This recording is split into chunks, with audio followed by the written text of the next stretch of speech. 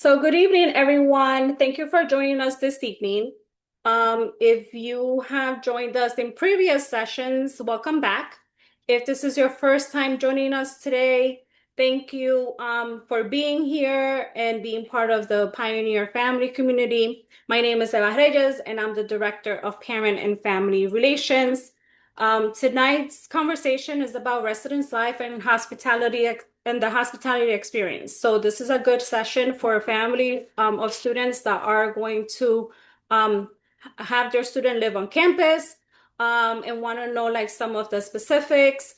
And also it's good for families that are still uncertain, right? If their student is going to be on living on campus. So just get additional information just to make that final decision. And also talk about the hospitality experience. You know, what does the what does the meal plans look like? What other options are there when it comes to that? But we're gonna have our presenters go over that with you. So before we begin, I have a little bit of ground rules for you. Everyone is on mute. That way we are able to get through the presentation as quickly as possible so that at the end we're able to answer all of your questions. The recording is in progress. That way you're able to rewatch the presentation at your leisure if there was something that was unclear, or if you want to just go over it with your student on your own time, that's great. Closed captioning is available. All you need to do is just click on the more or options button, and then you'll see the closed caption option, and you just have to turn that on. If you could please put your questions in the chat. That way, if we could answer the questions as we go through, we'll be able to do that, or it will wait until the end of the presentation so that we're able to answer it to the broader collective. That way, if someone has the same question, they're able to get the answer.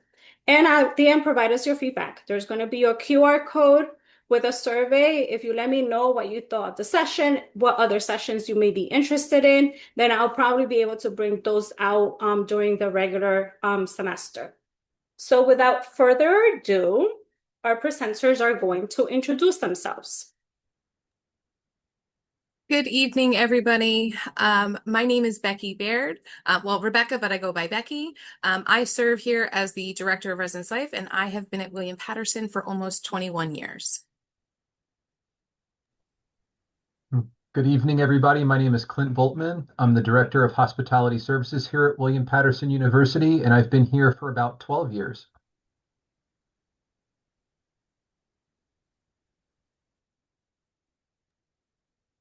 So our agenda tonight is going to, we're first going to go through the process of living on campus, which Becky is going to go through that. Then Clint is going to go through dining and hospitality services. We'll have some tips and takeaways for you. And if you've been in our one of our sessions previously, then we'll go into announcements and reminders. And last, we'll just leave your questions towards the end. So, Becky? Sounds good. So again, good evening, everybody. Thank you so much for spending some time joining us tonight to learn a little bit more about living on campus. My goals for tonight's presentation are to just kind of give you an understanding of who our staff is, a little bit about what to expect when living on campus and how to sort of prepare yourself in the mindset, what you should be thinking about this summer as you're getting ready to transition onto campus in the fall. Just a little bit about applying for housing and some of the nuances related to applying for housing. And then we'll talk a little bit about move-in and some tips and takeaways for that. Next slide. Thank you. So this is our team. We have a wonderful and vibrant residence life staff who work and serve in our 7 residence halls currently on campus. We have a professional staff of 6 professionals who work to manage and oversee the various aspects of residence life, whether it's housing assignments or staff management, community engagement and programming. We all work together. Our office is open during business hours. And we work to oversee all of the student staff that work and live in the buildings that your students will live in. We have graduate student staff who their position is called graduate resident directors. There is one GRD per community. This is a really important person for your student to get to know. They are the person who oversees the day-to-day operations in each of the different buildings. They supervise the student staff that lives in that building, and they work to make sure that students are having a safe and positive experience within their residence halls. And now the majority of our staff are undergraduate students. We have three main undergraduate staff positions. These are students who are upper class students who have applied for and been selected for various roles. They have gone through some pretty significant training to prepare them to be in these leadership roles. On our campus, we call our student staff resident assistants, and they are there to do just that. They are there to assist residents who live in their buildings with anything and everything that could come up while they're living on campus. Transitioning to living on campus can be a little bit bumpy sometimes, right? Getting used to the space, getting used to the campus, getting used to your roommate. Our team is there to help. They're your go-to person for information and resources. They will help you get connected. They will oversee the community and help regulate things as needed. We also have another undergraduate position, which is called a desk assistant. At William Patterson, the front desks of our residence halls have staff that work 24/7. From 8 a.m. to midnight, that is staffed by student staff. They are responsible for ensuring that those who are entering the residence halls are permitted to be there. This is a great opportunity for your students, if they are interested in campus employment, to get involved and consider working on campus. Now, you cannot apply until you do have a William Patterson GPA in your spring semester after this fall, but it is something that will very much get you connected and involved on campus should you be interested. We also have undergraduate office assistants. Each of our residence halls has an office. That's where students can go for work order assistance and pick up their mail. And we have students who work in those buildings. They help with key management and really just a good resource for people. They can provide supplies and all of those different things. So that is who our staff is that are in the residence halls to help your students while they're living there. So I just wanted to talk a little bit about living in community. I think there's a lot of different thoughts that students and families have about what are the benefits living on campus. Our team really thinks it boils down to sort of four main factors. The first one is independence. By allowing your student to live on campus, they will have an opportunity to grow independently in their decision-making, how they spend their time, learning their life skills, and really just kind of getting that opportunity to be in a different environment and grow in their independence. The second thing that we talk about is convenience. What we try to do when students live on campus at William Patterson is to make their experience as convenient as possible, right? Bringing to them the safety and comforts of home, but in a completely different environment that is where their classes are so that they have the ability to sort of become part of the community nice and easily. The third thing, is access. When you live on campus, you have access to our campus resources, the things that you're going to need to help support you in your successful journey as a student to graduation. We bring a lot of the resources right directly into the residence halls to try to help our students get on track and stay on track towards graduation. And the last point is about diversity. Living on campus provides a unique opportunity for you to live amongst other individuals who come from different backgrounds and different perspectives. This is an amazing time in your life to sort of grow and learn from others, challenge your perspectives, and really kind of gain perspectives that you may not have the opportunity to otherwise. We'd like to talk about being a good community member. Sorry, Eva, can you go back? Thank you. Oops, the other way.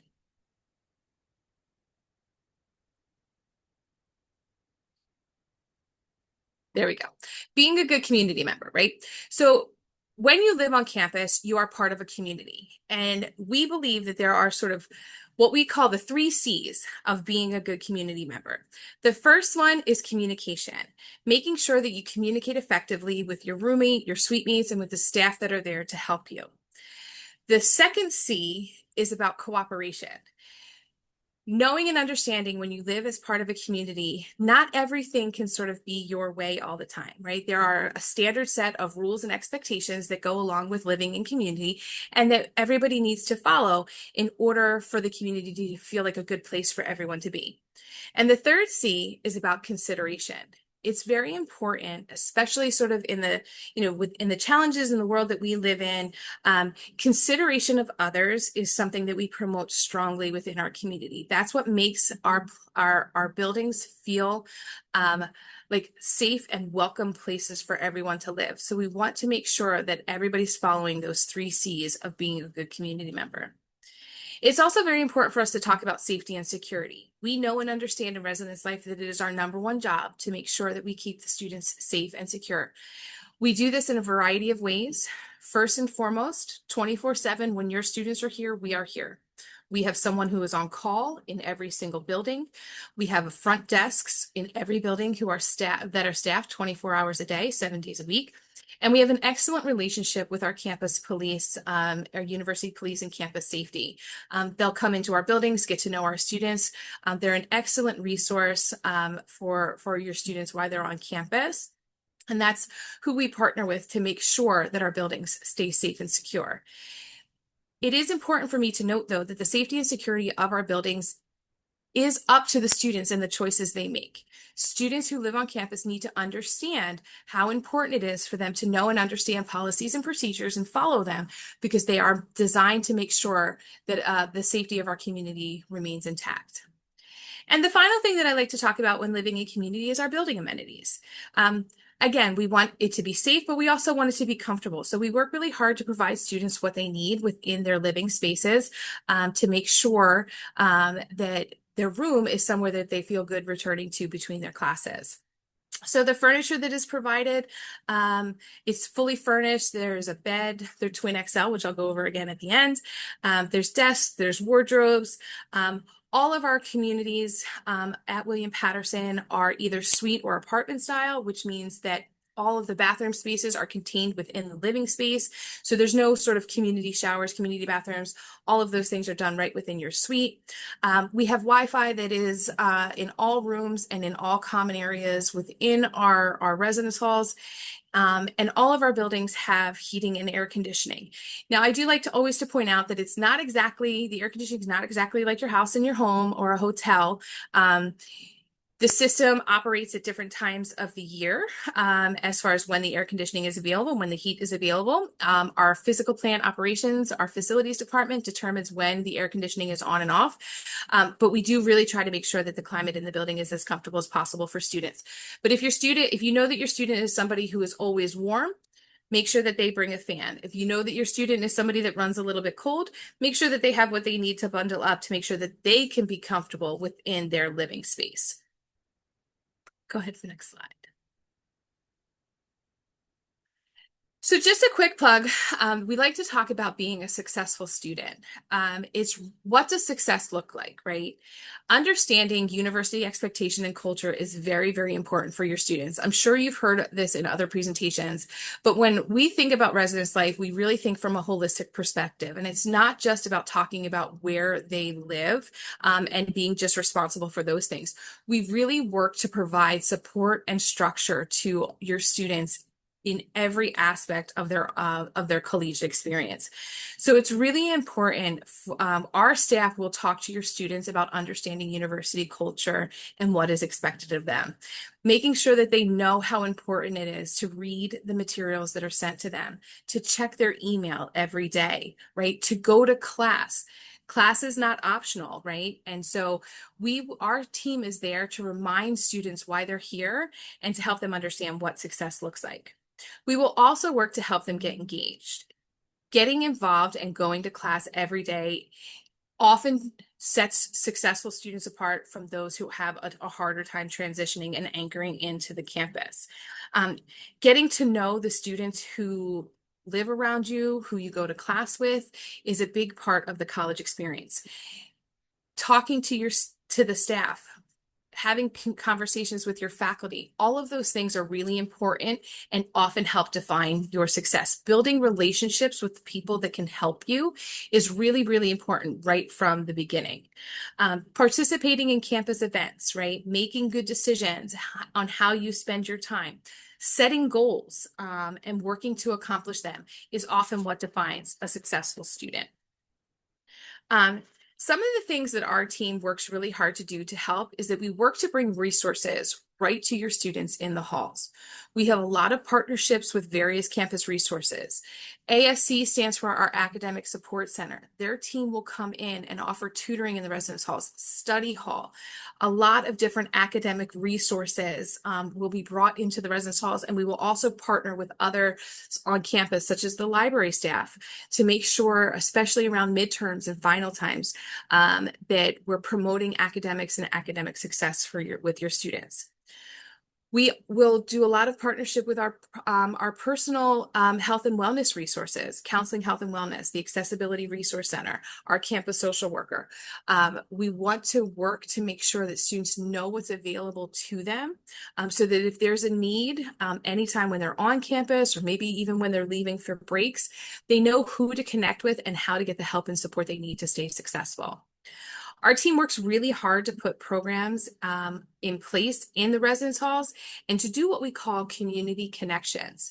That's where our resident assistant staff works to have one-on-one conversations with their students about different things depending on the time of year, how classes are going, maybe what they're thinking about as far as an internship or a job, how they've been able to get involved, what's going on in their roommate relationships, right? So our team will look to connect with your community. Be open to connecting with your RA. It's a really, really important part of the on-campus experience.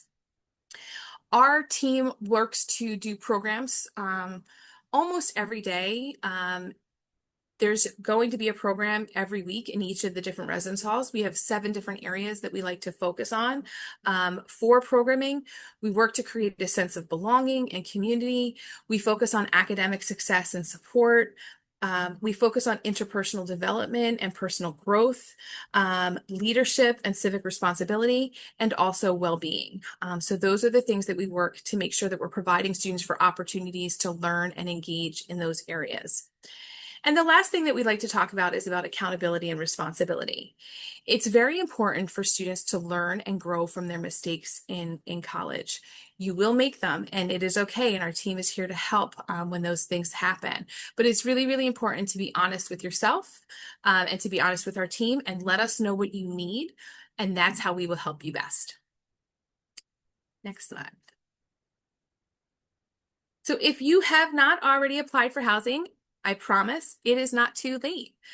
We have a video. I'm not going to show the video right now in the presentation for time purposes, but I wanted to put it up here so that you understand. There is a video that will walk you through step by step on how to apply for housing. All you have to do is log into WP Connect and click on your housing portal link, which is under the Campus Life menu. The applying for housing presentation is available on the Residence Life website. So if you just go to the William Paterson website and find Residence Life under Campus Life, you will be able to click right on this presentation. I can even put a direct link in the chat once I'm finished speaking. But that is the process to start in order to start communicating and setting yourself up to live on campus for this fall. Next slide.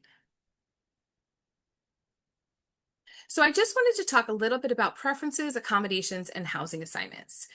There are various types of preferences that students can indicate after they've completed their housing application and deposit. They will have access to other what we call modules in their housing portal.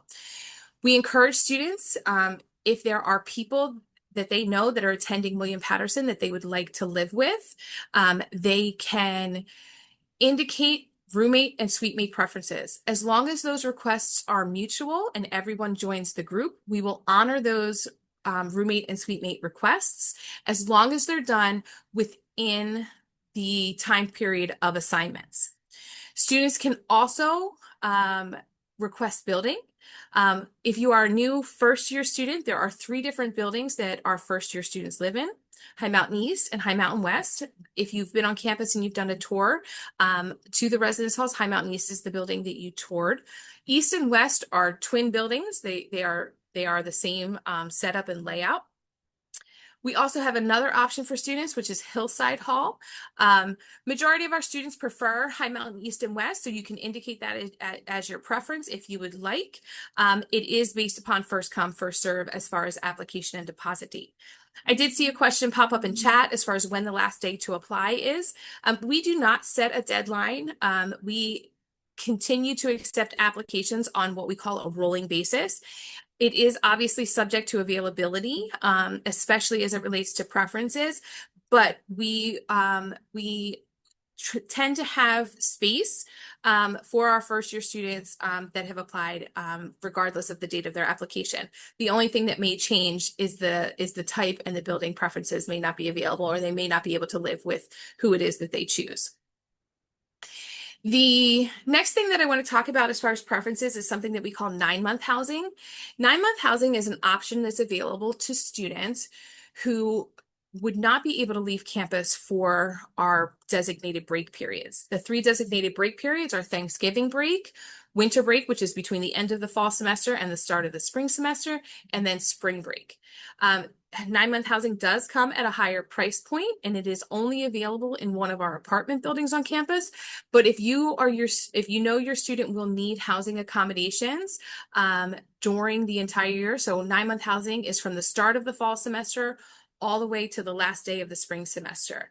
Students do not have to leave for break. If a student is not in 9-month housing, students are expected to leave campus during those 3 breaks that I just mentioned. And the last housing preference type that I like to talk about is gender inclusive housing. Students who would like to live in a housing assignment regardless of gender are encouraged to apply for gender inclusive housing. We work with those students to understand their needs and interests as it relates to gender inclusive, and we work to make the best assignment possible for them. I also like to talk about housing accommodations. So housing accommodations go through our Accessibility Resource Center. They are not decisions that are made by Residence Life. There is a portal in which students can apply for housing. Our most typical types of accommodations are single room accommodations. They do require documentation to be submitted, and the ARC staff works to determine if a single accommodation is possible. There are also other types of accommodations that we work with ARC to support our students in. If you have an emotional support or a service animal, that is another type of accommodation. And so you would want, if there is anything specific that you believe you need to be accommodated for as it relates to your housing assignment, we strongly encourage you to go through the ARC process and the Accessibility Resource Center as soon as possible, because housing accommodations can be limited once assignments start processing. And then I just wanted to give everyone an understanding of how housing assignments work. So students, once they apply and deposit, they are given a period of time in which they can indicate preferences. Students will be contacted multiple times throughout the summer asking, and our team will ask them if they are ready for assignment. If your student doesn't have anybody that they want to live it with, and they're willing to just have us match them based upon the information we have about students, they can indicate that they are ready for assignment. If your student is still waiting to pair and match and group up with students that they're interested in living with, they would want to indicate that they're not ready to be assigned just yet, and that they're still waiting for more preferences to be submitted. There is, it is first come, first serve. So sometimes students are in a position where they have to choose between the building that they want and the people that they want, but only that individual can make that decision. We can't hold spaces for students, right? Once your assignment is completed, your assignment is pretty much final until after the start of the semester. So it's really important to make sure that when you indicate that you're ready for assignment, that you know that your housing preferences are finalized and you're ready for assignment, because assignments can't be changed once they're processed in the summer. There was some question about 9-month housing related to how to apply. This is in one of those preference modules, and so is gender inclusive. So if that is your housing assignment type, you would want to indicate that that's what you were interested in those preference modules, and our team would work to make sure that we could indicate that type of assignment to you. Those assignment types are indicated in your portal when you get your assignment. So if that was your preference, when you get your housing assignment, you can double check it in your portal. It would indicate 9-month and it would indicate gender inclusive in your portal. If it doesn't, you would want to reach out to us and to confirm that your assignment was processed based upon your preferences. Eva, next slide.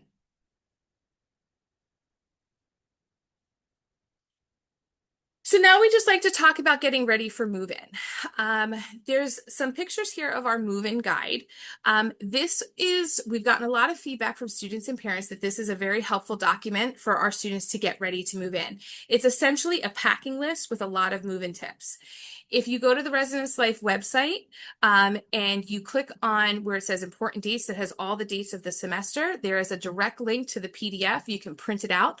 We will also have printed copies available for any students at all the orientations at our services fair. But ultimately, we highly recommend using this move-in guide. It tells you what you can bring, what you can't bring. It gives you some dimensions of the room, what's included in the spaces, and it's a really helpful document to guide yourself by as you get ready to prepare. For move-in this fall, first year and transfer students, move-in will be on Sunday, August 23rd and Monday, August 24th. Our team is working to finalize the time slots. The way that the move-in process works is that students will have to sign up for a date and time. Based upon availability, it's first come, first serve. There's only a certain number of people per building that are allowed to move in during each time slot to try and make the move-in experience as possible, as fluid as possible. Many of our buildings only have one elevator, right? So we try to limit the number of people arriving at during each window to sort of help with traffic and those purposes. We also strongly encourage you to look at the important semester dates on our website so that you know and understand what to expect, especially parents, as far as breaks. Many of our break closings are during weekdays and during business hours. That's just because of the responsibilities that our team has as it relates to closing the residence halls and being able to get our staff to leave for their breaks as well. So it's really important that you plan accordingly. We will send several communications throughout the year, making sure we remind you of your break, the break periods, the break closings, and to know and understand what those expectations and those dates are. You may have to adjust work schedules or arrange for transportation if your child is not coming to school with a car. Next slide, Eva.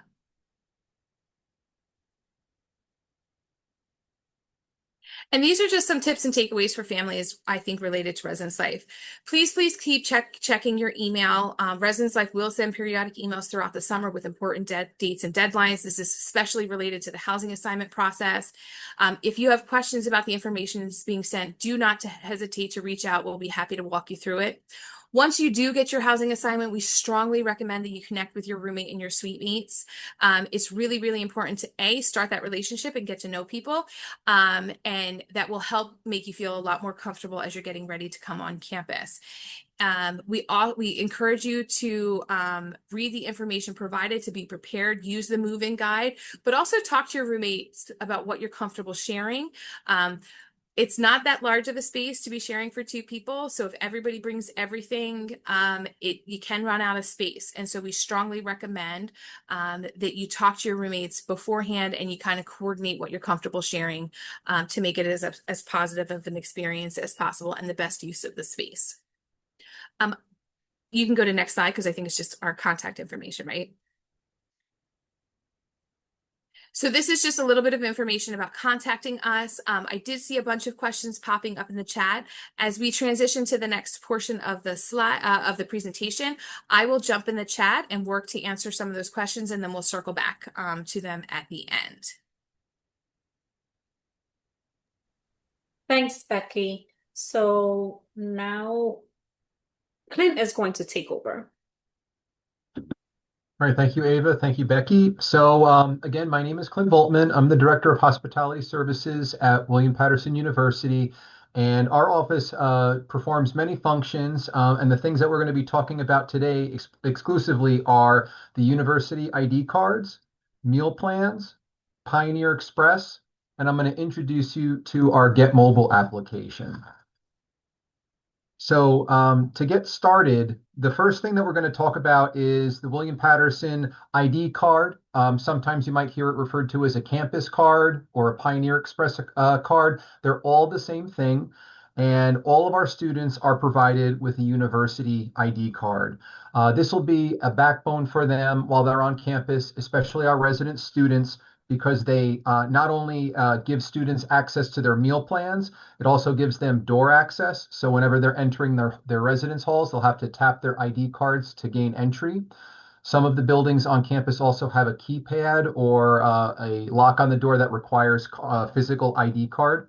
And it also facilitates Pioneer Express transactions. So Pioneer Express is our on-campus debit currency. So if you've ever visited other universities, they may theme their campus currencies by their mascots. Here we use Pioneer Express. So over the course of time, we've made several enhancements to our campus cards. So now students have the ability to have their preferred names on their card. So for me, for example, my full name is Clinton John Voltman Jr. That would be a mouthful to put on an ID card. So what I've chosen to do was change my name so that on my card it says Clint because that's how I associate. To do that, it's very simple. I'm sure that during your journey here, you'll be introduced to WP Connect, and we have a preferred names module right there, very simple. And what students can do is select whatever their preferred name. So if your name is Timothy and you go by Tim, or in my case, Clinton, and you go by Clint, it's a very simple change. So we encourage students to play around on WP Connect, look for that feature if they do go by a different first name, and apply it there. Also, we no longer have the big long lines that people are accustomed to when they go to a new campus or a new school to take their ID photos. We now do everything online through our Get Mobile application. In order for you to get access to our Get Mobile application, you're just going to go have your students go to their either Android or Apple store from a mobile device.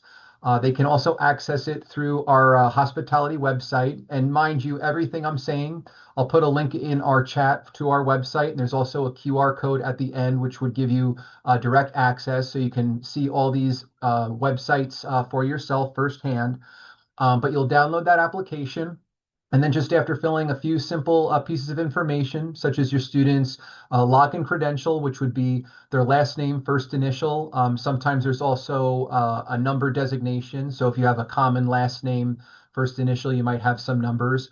And then a student's ID password would be their 855 number by default. Now, I highly encourage your students to change that shortly after logging into WP Connect the first time and logging through Get Mobile their first time, just so that they can make it something unique that only they would have access to.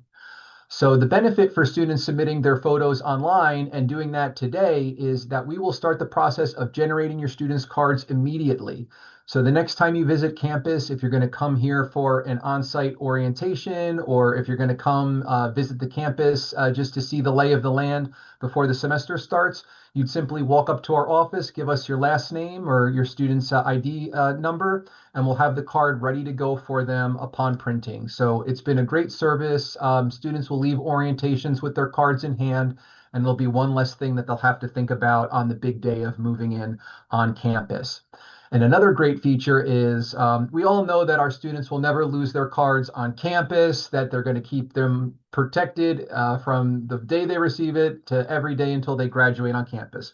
But in case they do misplace their ID card through the Get Mobile application, there's a feature where they can mark their card as lost, which will inactivate all its functionality so that people can't attempt to use their meal plans, their Pioneer Express, gain entry into a residence hall. It will make the card a useless piece of plastic. And the flip side is if they do happen to find that card later in the day, it's just a little slider in the application that'll bring the card back to life and they're good to go again. And if a student ever does need their card replaced, Our office is open during standard university hours, Monday through Friday. They're welcome to stop by and we'll help them through that process. So now we're going to shift a little bit into meal plans. So meal plans, we do our best to offer a variety of plans that will meet your students' specific needs. And the easiest way to break our meal plans down is we have weekly meal plans and we have block plans. So for weekly plans, that will give your student access to a fixed number of meals per week. So as an example, we have a 15 meal plan, we have a 19 meal plan, and a 10. Usually the 15 meal plan and the 19 meal plans are most popular, especially for new students joining the university. And what that will mean is that each week, starting on Sunday, they'll have 19 meals to get them through the course of that week. At the end of the week, which is Sunday, like early morning, they're like magic. Their ID cards will get a full allotment of the 19 meals all over again, and that cycle will repeat throughout the duration of the semester. Block plans are a little different, where they'll give your student access to all of their meals up front in the beginning of the semester, which is great if students are prepared and know how to budget their meals throughout the week. However, I always encourage new students that are new to a campus dining program to go with a weekly plan because that'll give them the chance to have a week where they use all their meals really fast, but they can rebound. A student who has a block plan and uses all of those meals right away, or they treat friends, they might be the ones who will give you that call mid-semester and say, hey, I'm out of meals. What do I do? So to prevent that, I highly recommend going for either a 19 meal or a 15 meal plan, depending if your student's primarily looking to stay here over the weekends. The 19 would be a better option. If they tend to live in the relative vicinity and go home regularly, the 15 would be an option. And the other thing about our meal plans is all of them come with a one-time deposit of Pioneer Express on there, which again is our campus currency. So not only will students get their meal plan, but depending on the plan they choose, they can get anywhere between $300, $500, $1,000 of Pioneer Express in addition, which they can spend all throughout the campus at vending machines, different administrative offices, the bookstore, you name it. So I've heard a rumor that there might be a couple of commuter students or maybe some students interested in 9-month housing, and there might be some apartment components. So one of the things we've introduced recently is we have for students that are living in our apartment facilities or are commuting, they do not have to have a standard meal plan like in the previous slide. They can instead go with one of our block plans, which will give students access to 10 meals a week, 25 meals a week, 50 meals a week, and 75 meals a week. And that's great for students that have access to a kitchen on campus. They can make their own food primarily, but if they'd like to have a backup, they can then also take full advantage, like all of our traditional residents on campus who would be eating in the dining halls primarily. So if your student is going to be commuting or if they are going to be in the apartments, they would then be able to have access to selecting one of these as their choice. And as you can see, as you go into the basic, the convenient, and the advantage plans, they will also give a very small amount of Pioneer Express.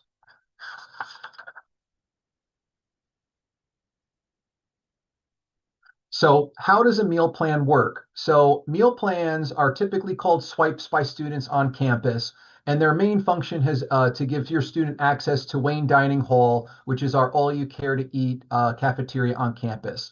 So basically, every time your student would come in, and I'll go back to my example of our 19 meal plan, a student will go into the residence hall and they want to have breakfast. They'll enter the residence hall, they'll tap their ID card, it'll deduct one meal from their balance, leaving them now with 18, and they can now go into Wayne Dining Hall and choose whatever they would like to have, as much as they would like to have, and it will be valid until their departure from the residence hall. They'll basically rinse and repeat that pattern for breakfast, which is a meal period. Lunch is a meal period. Dinner. We also have on most of our nights, we have late night, which is some comfort food. So if your students are still hungry in kind of the wee hours of the evening and morning, they'll have access to visiting the residence halls. And then on the weekends, we only serve 2 meal periods. We serve brunch and dinner, which are still very, take up the majority of the day, but they're consolidated to those 2 periods. Now, in addition to using those meals, I'm going to go into a slide later that's going to talk about what meal exchange are. But with focusing on what a meal plan is, it is also not just the plans and the swipes themselves, but you also have access to that Pioneer Express.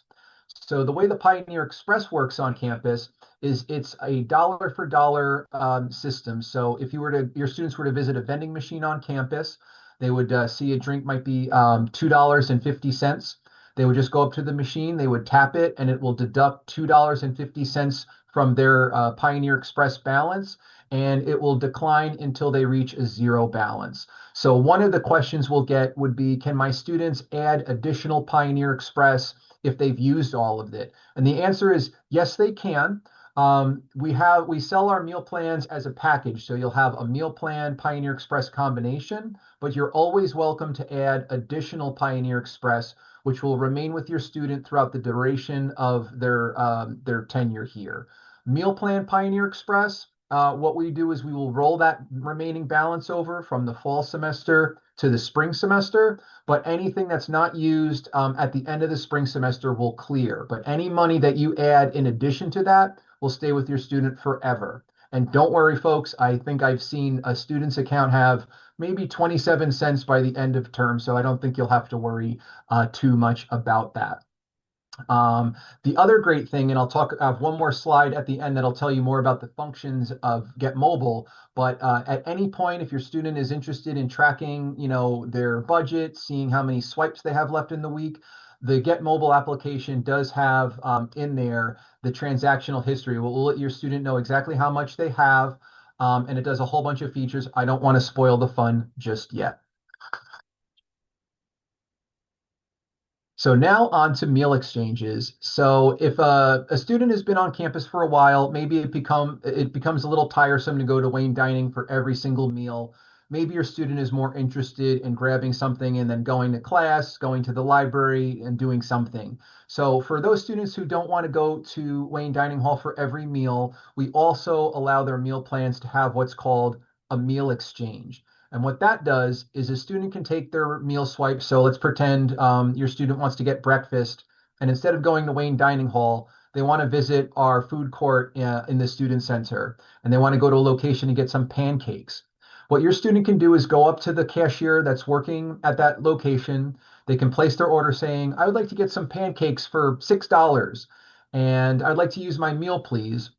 And what will happen then is after your student takes out their card, they'll tap it, and it'll instead of charging them for $6 for that set of pancakes they got, it'll charge them one meal swipe, which has a $5.25 exchange value, and then that remaining 75% or 75 cents, they'll be able to use that with the Pioneer Express that's attached to it.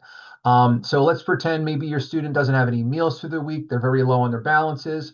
Our university does also accept all other forms of tender, cash, credit card, Apple Pay. So your student will always have options just in case. But the easiest, most convenient way for students to use their makes their expenses on camp or make their charges on campus is through their meal plans. Okay, so Pioneer Express. So we've already kind of gotten a sense of what Pioneer Express is through the meal plans. But again, sometimes people might confuse things and might be saying, oh, I was told that, I have to put money on my student's Pioneer Express card. Is that something different? So we don't have different cards here on campus. We don't have a separate credit card or anything. I know some universities may do that. We strive here at William Patterson to have a one card system. So the ID cards pretty much do anything that your student would need, as I had mentioned earlier, with access to their residence halls, or if they have special laboratory access for science majors. It could be something used for, again, meal plans, used for the library, pretty much everything. So your student's campus card is very important. As I said before, too, it's also the most quick, convenient way for your students to make purchases. In a situation, maybe a student gets charged the wrong amount for something. If a student is using their campus card, I'll be able to look in real time at that transaction, offer refunds, offer guidance, and find out exactly what's going on. Where if you've ever had to reconcile a transaction that was wrong with a credit card, there's 800 numbers. It can take a while. It can get very frustrating. So we really do strongly recommend students use Pioneer Express on campus. It just makes it a lot easier. They don't have to worry about cash or any of those difficulties of credit cards. So in order to put money on a student's Pioneer Express card, now they will have that one lump sum that is part of their meal plan package. But if you wanted to add additionally, we allow through Get Mobile, you can make deposits in any increment that you'd want for your students. So if you'd like to provide them with some extra money, you could do so through Get Mobile. That's the quickest, easiest way to do it. Now, we also pay additionally for PCI compliance, which means we have the highest security clearance that you can have. So, your material will not be saved or stored. So you can put faith there. We also have a few places throughout the campus. So if you give your students cash, they can go and they can make deposits in what's called a VTM. So there's 4 of them throughout our university, all in very busy locations. And it's basically a reverse ATM. You put money into it and swipe your card, and it'll apply that money to your student's ID card. And lastly, good old faithful, you can come and visit us in Hospitality Services. We're located right in the student center, so we're very centrally located. And students can bring us cash. They can make a charge deposit. They can also give us a check. Just make sure that the student puts their name and their 855 number and all that material on there, just so that we make sure that it all gets to the same place. But it's very simple to do, and we can do it practically in real time.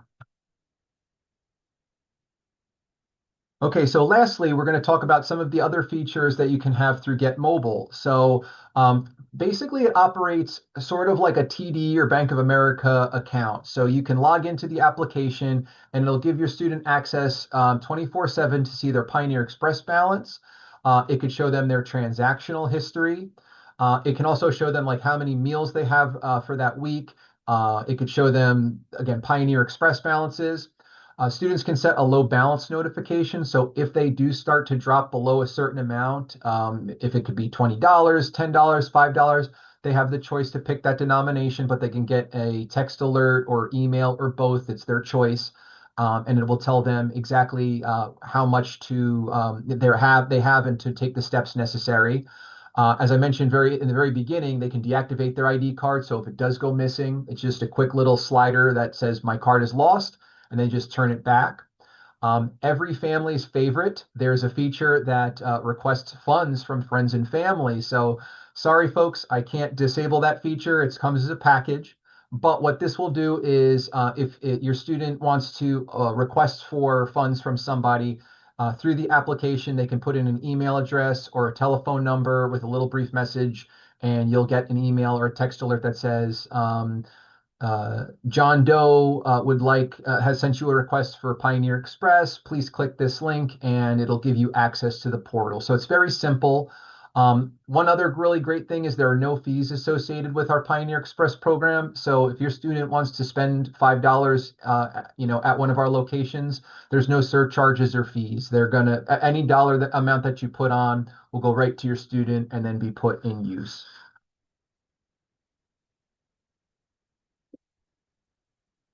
Okay, and then just lastly, we're located right here in the Student Center on the second floor. Currently, we're operating under our summer hours, which is Monday through Thursday, 10 to 3 p.m. But during the fall semester, we're opened Monday through Friday, 8:30 to 4:30 p.m.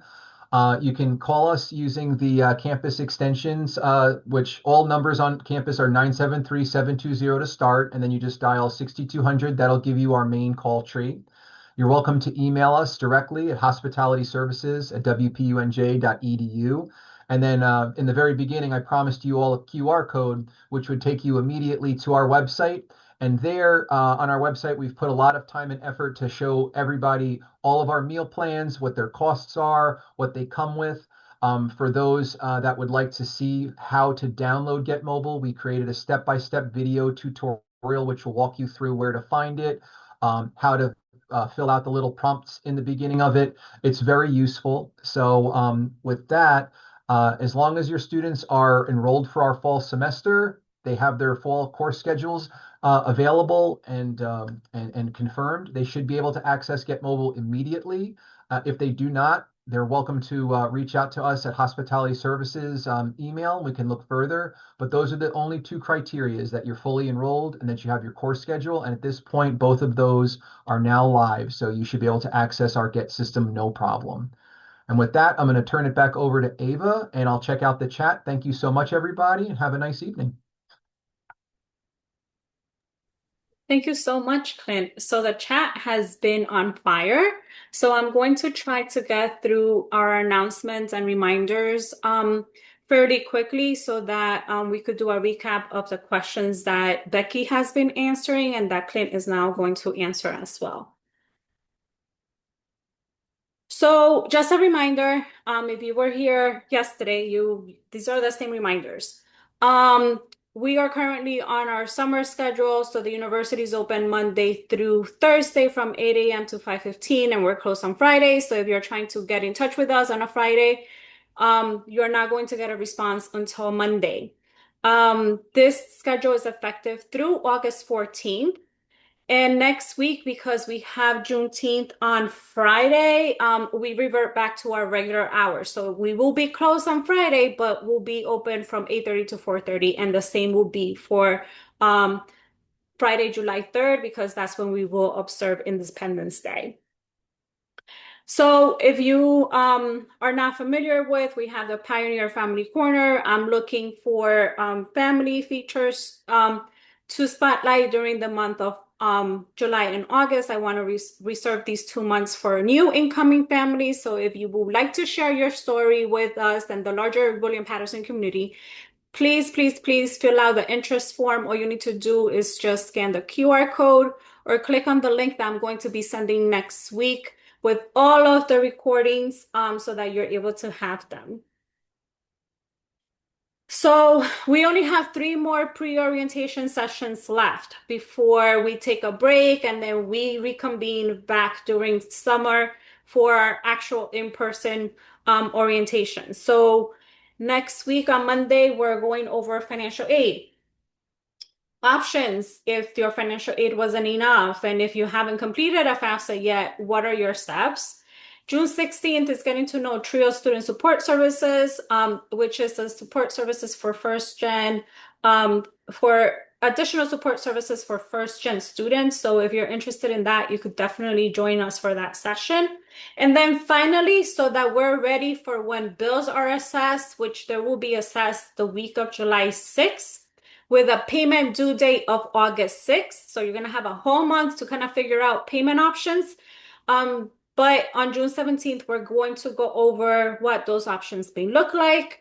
So make sure that you join us for those sessions. They're all going to be recorded. I know that next week, a lot of you are probably going to be going through graduation mode. Your students may be graduating, but still register for the session so that you're able to get the recording. And new student orientation starts July 16th. So invitations already went out, both in paper mailers and emails.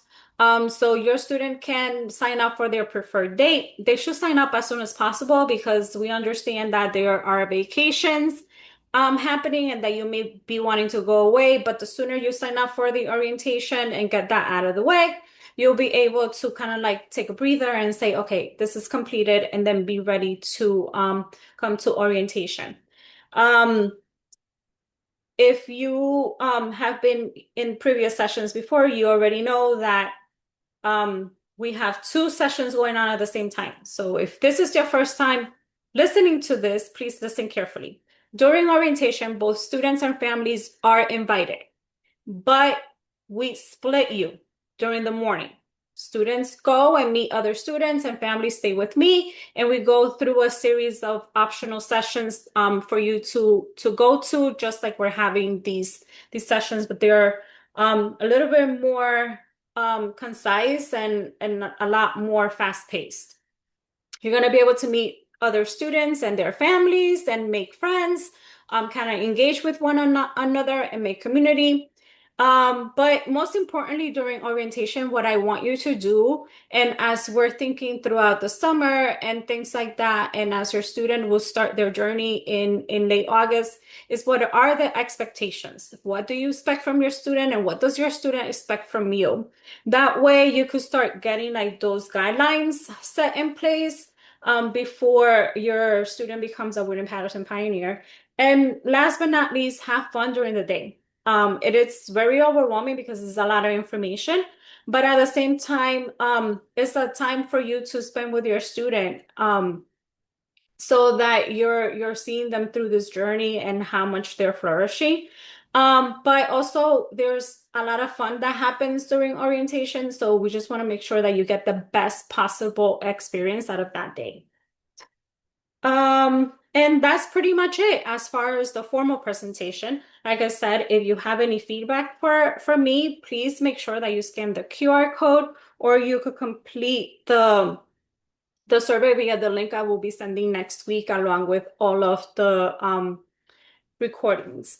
So with that, I am going to stop sharing my screen, and we're going to so Becky and Clint, you guys have been great in answering questions in the chat, but if you could please give a recap of what these questions have been like as you've been answering them, just in case there are some families that maybe are thinking about the same questions, but they didn't ask.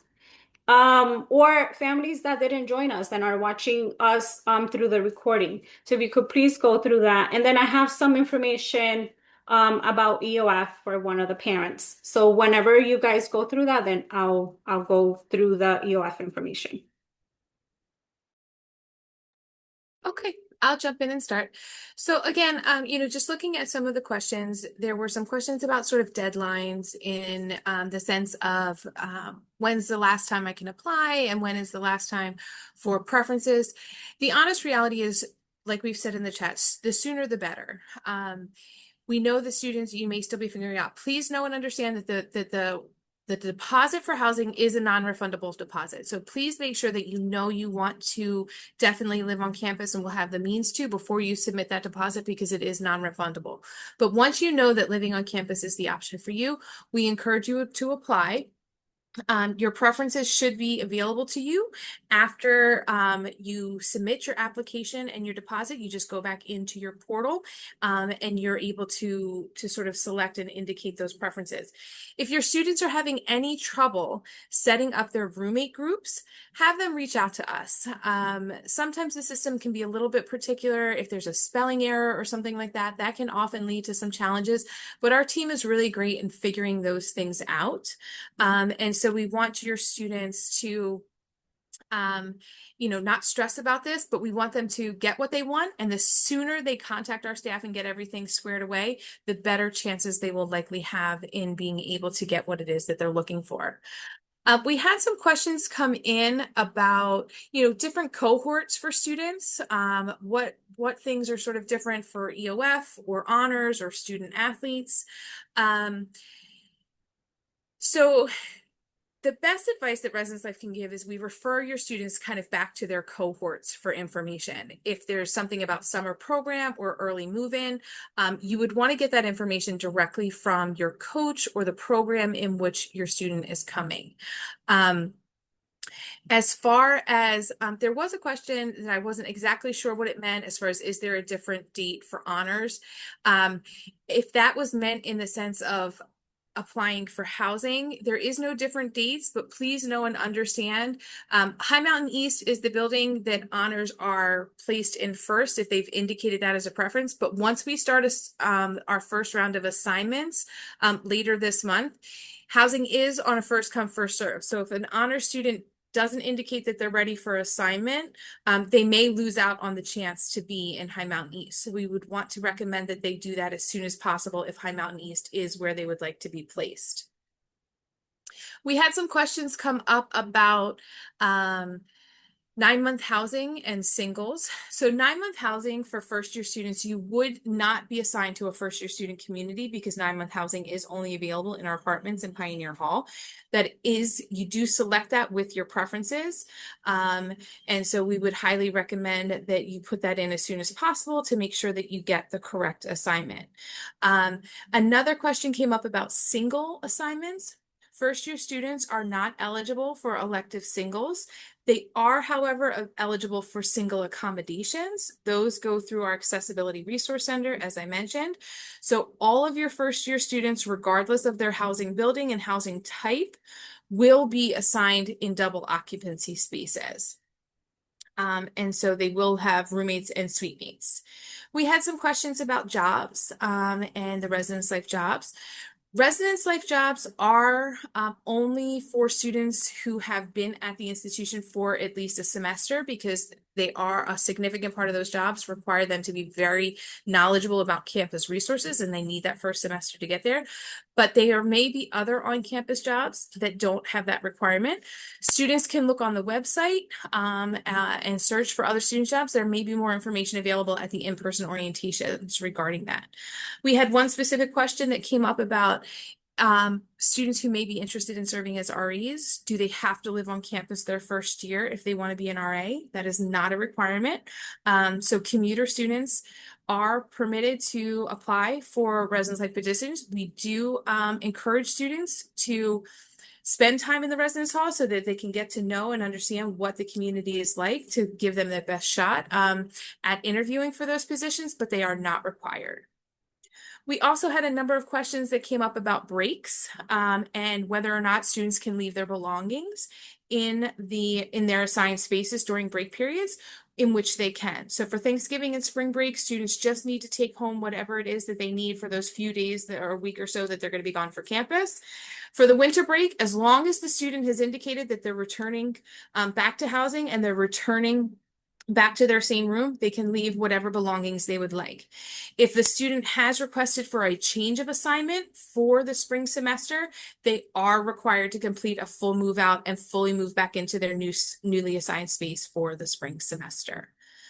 About the next one that I'm kind of at is you said for EOF students, you said you wanted to say something. Yes. So for EOF, the first week of the program, they are virtual, and that starts June 29th, and then students move in on July 5th. There is an orientation session happening on Thursday. So if you're an EOF family, you should plan to attend that session so that you could get more information about the program start date and move-in, and when the program finishes. They were telling me that there will be an additional, if you can attend the session on Thursday, there will be an additional session at the end of June, but your student will need to stay in touch with EOF in order to be able to kind of like let them know if you need any other accommodations or anything like that. In addition, for EOF movement, it is very, very prescribed. So you will be given a specific time that is based upon your assignment that you're expected to arrive. Just like I mentioned for our move-in, we space students out. EOF does the same thing. So their program will give you that exact time that you are expected to arrive on that Sunday in order to move in. That will come out closer to the move-in date. Another question that was here was related to billing. As Eva indicated, we will have a session next week all about billing and costs and payment. Currently, right now, housing and meal plan costs are published on the university website, but they are the current costs from this past academic year. The Board of Trustees will approve costs for the 26-27 academic year later this month, and they will be posted by our student accounts office as soon as those rates have been agreed upon. We had another question regarding renting of refrigerators and microwaves. Unfortunately, this is not something that the institution or an outside vendor provides. It's actually not a service that we see too much anymore. Companies providing that. So students do work to, if they want to have a microwave or a fridge in their room, they will need to purchase it and bring it themselves. Housing preferences are available. Meal plan preferences are available within their housing portal. So go ahead and select them. You can go in and change them. Before they get locked in, we will ask you for sure, do you want these to lock? Because at this point, they're unchangeable. So if you want to change your meal plan, if you want to change any of your housing preferences, feel free to go ahead and do so within your housing portal. There was a question about how long do you have to move your child in. The time slots are 2-hour time slots. You're expected to arrive within that 2-hour window. You're in line. You have a car pass. You are given a window of opportunity to bring your car up to the front of the building in which your child is assigned, your student is assigned. You are expected to unload all of your belongings from your car and kind of put them on the sidewalk.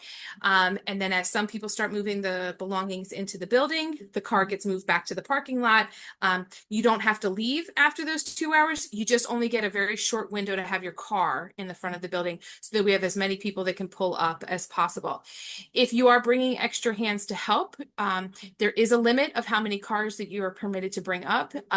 So make sure that if you have some extra hands, they're going to park in the parking lot. Police will be there to designate where they can park, and they will just need to walk down to the building. They will not be able to drive up to the front of the building. So, move-in day is a little bit like organized chaos. So come prepared with a whole lot of patience. We promise we're going to get you in. We want it to be a good experience. It just everybody has to cooperate in order for it to run smoothly. There was a question about athlete early arrivals. If your student is playing a fall sport, please make sure that you contact your coach to find out that information. Residence Life does not provide any details to student athletes. Only coaches can verify that that student has been approved to move in. There's a lot of factors that go into play. You have to be cleared for meningitis, you have to be fully registered, and you have to have had your physical clearance and your full clearance by athletics in order to be able to move in early. So please make sure you're touching base with your coaches to understand those expectations. There was a question about, can students just live on campus without a meal plan? All students who live in our traditional buildings are required to have meal plans. Only upper class students who are assigned to the apartments or first year students who are in 9-month housing are eligible to opt out of their meal plan or have other meal plan options available to them. So students who live in traditional housing are required to have meal plans. I think that's most of, I know that I see there's new stuff coming in. I haven't quite caught up, but I think I'm at the point where Clint, it goes to you with some of the stuff. Yeah, pretty much everybody was being very kind to me in the chat. So thank you very much, everybody. Some of the questions that I had gotten was, if my student doesn't use all of their meals in like a weekly plan, if they don't use them, do they lose them? That's like always a very common way of saying it. So when you purchase a meal plan, for example, the 19 plan, the student is being given access to 19 meals in a designated week. So let's pretend they go through the whole week and they spend, and they get down and they have 5 meals remaining at the end.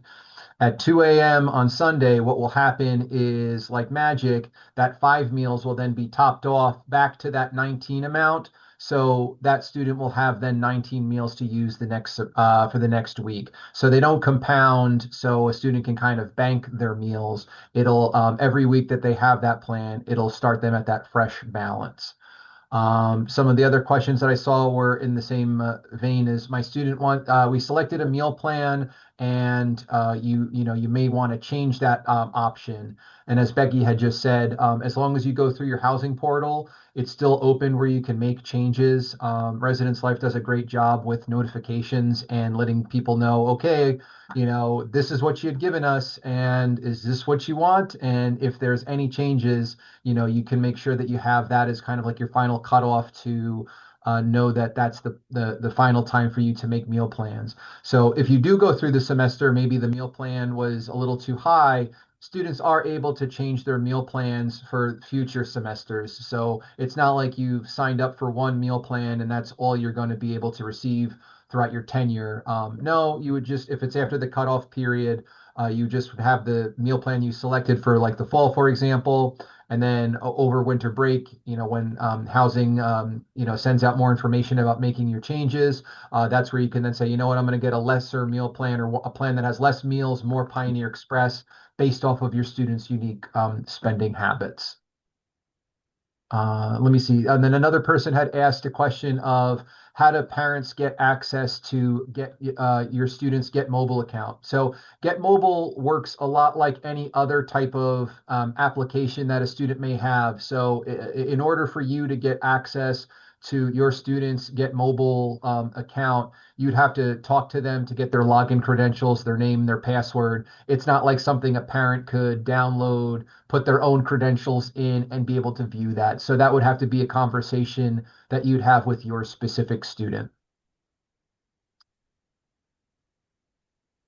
And I think that's pretty much the big ones, the most common ones. Great. So there were some questions about orientation. So if you are a international or out-of-state family, please email me at Reyes, Reyes E11 at wpunj.edu. Again, that's Reyes E11 at wpunj.edu so that I can give you that out-of-state international student option for orientation. There was also another question about parking. So parking is free as long as the student is parking in designated student parking.